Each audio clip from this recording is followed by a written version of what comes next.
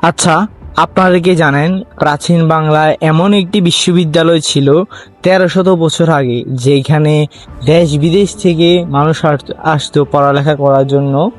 তিব্বত, চীন, মালয়েশিয়া থেকে শিক্ষার্থীরা ছুটে আসতো এ বাংলায় জ্ঞান অর্জনের জন্য। হ্যাঁ, আমি কথা বলছি আমাদের ছোটবেলায় বইয়ে পড়া নওগাঁর পাহাড়পুরে অবস্থিত সোমপুর মহাবিহার বিশ্ববিদ্যালয় সম্পর্কে।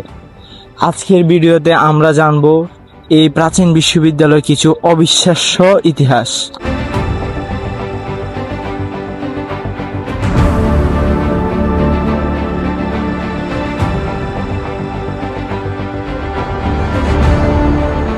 অষ্টম শতকের শেষের দিকে পাল বংশের দ্বিতীয় রাজা শ্রী ধর্মপাল এই বিশাল বিহারটির নির্মাণ কাজ করেন।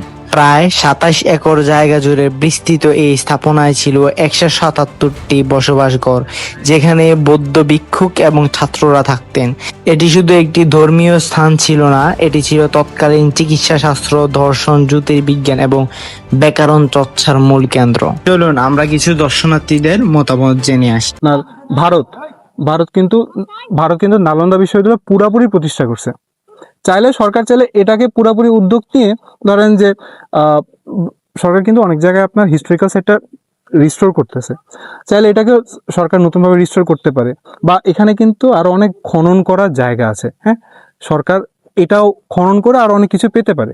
এখানকার দেওয়ালে থাকা ২০০০-এর বেশি পোড়ামাটি ফলক বা টেরাকোটা আমাদের তৎকালীন সাধারণ মানুষের জীবনযাত্রা, দেবদেবী এবং পশু পাখির গল্প বলে, যেন এক একটি ইট ইতিহাসের এক একটি জীবন্ত পাতা। এখানে আসলে আপনি আপনার দেশের প্রত্নতাত্ত্বিক নিদর্শনগুলো দেখতে পারবেন। আর ভিডিওতে দেখা আর নিজ চোখে দেখা দুটার মধ্যে আকাশ পাতাল তফাৎ।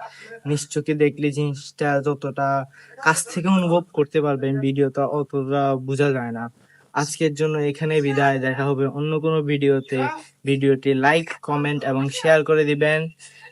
আজকের জন্য আল্লাহ হাফেজ।